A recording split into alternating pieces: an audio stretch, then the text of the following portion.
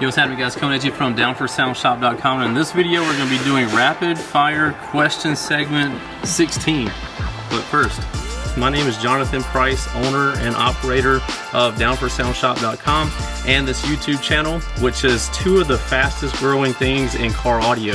If you will, hit that subscribe button and enable notifications so you know every time we drop a video, and you'll get it sent to your inbox and you'll be able to check it out first.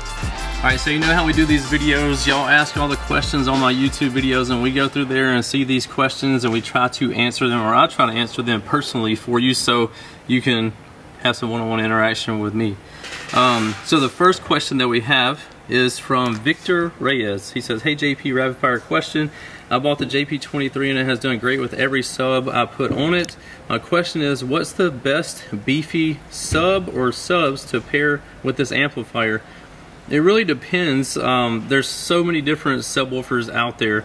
If you're looking for a single subwoofer, and it depends on how much, if you want to overpower it or you want to power it by RMS power or whatever.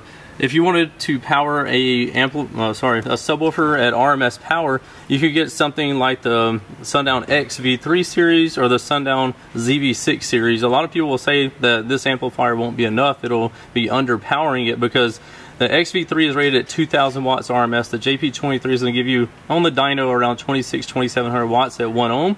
So, and a ZV6 is going to be 2,500 watts RMS. So that's going to be right at the RMS rating. It'll play all day long on it. You won't ever have any issues. But a lot of people would rather go with a smaller sub, say the U series subwoofer, which is going to be rated at 1,500 watts, or the SAV2 sub, which is rated at 1,000 watts. And obviously you'll have a lot of headroom on power there. So that would be a single sub setup. If you wanted to do two subs, you could do two Sundown SA Classic series or two Sundown E-Series E-Series subs. I don't know what size you want to run. Anyway, there's a few options for you. Obviously the options on our website is unlimited, but that'll give you a few different ideas there. Going to the second question, rapid fire question from Basehead Rob. Will running two 4-ohm super tweeters on one channel of a 4-channel amplifier, dropping them to 2 ohm, affect the sound quality? And somebody responded with, is 2_dads_gaming_Mikey says, the short answer is yes. So that's going to be the short answer, and you probably already listened to his response there, but yes, it will affect it a very small amount. Not a huge deal. Tons of people run them this way. I do, so don't worry about it. You can get plenty of sound quality still being at 2 ohm. The next rapid fire question, number 3, is from D. "Hey there JP, rapid fire question. Will two Sundown ZV6 subwoofers and an 8K Sundown amp be too much in a 2016 Dodge Charger? And if so, what subs and amp will be recommended? I currently run a SCAR SDR package." Man, if you're going from a SCAR SDR package to two Sundown ZV6s and an 8K, you're in for a great amount of excitement for sure. This is going to be probably tripling what you currently have in there.